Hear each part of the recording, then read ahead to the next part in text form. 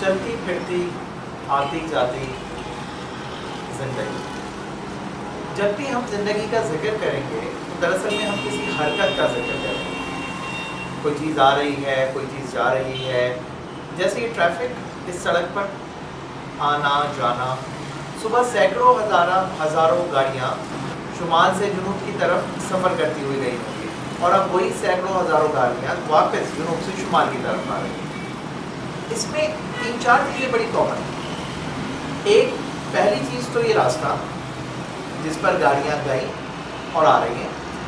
दूसरी चीज़ खुद गाड़ी जिस पर ये रास्ता तय हो रहा है। और तीसरी चीज़ मुसाफिर जो उस गाड़ी में बैठा है और इस रास्ते पर जा रहा है। ज़िंदगी बिल्कुल इसी तरह से, हम जो भी ज़िंदगी सुबह से शाम तक और शाम से सुबह तक गुजारते हैं उसमें हम बहुत सारा सफ़र करते हैं। कभी ये सफ़र गाड़ियों में भी होता है और कभी ये सफ़र सिर्फ सोच में भी होता है, फिक्र में भी होता है। अब जिस तरह सड़क पर कोई स्पीड ब्रेकर आ जाता है, गाड़ी रुकती है।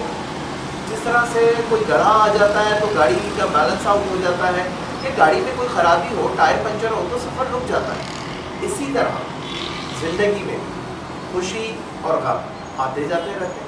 बहुत सारी दफ़ा गम स्पीड ब्रेकर बन जाता है, कोई गड्ढा बन जाता है, तवाज़ुन बिगड़ जाता है लाइफ का। लेकिन आप सफ़र को वहाँ ख़त्म तो नहीं कर देते।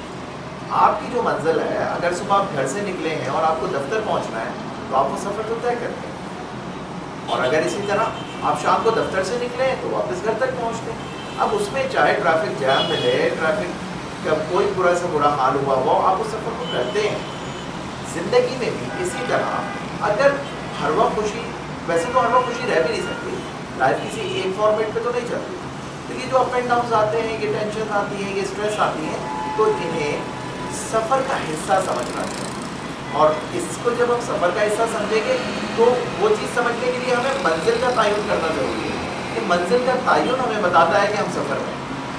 अगर हमारी मंजिल का कोई तयन नहीं है तो हम सफ़र का और रास्ते का भी अंदाज़ा नहीं कर सकेंगे। तो ज़िंदगी को खूबसूरत बनाने के लिए, ज़िंदगी को नवा रखने के लिए, अपने सफ़र को बेहतरीन बनाने के लिए नशेब व फराज को फेस करें और ज़िंदगी का कोई मकसद मुतय्यन करें।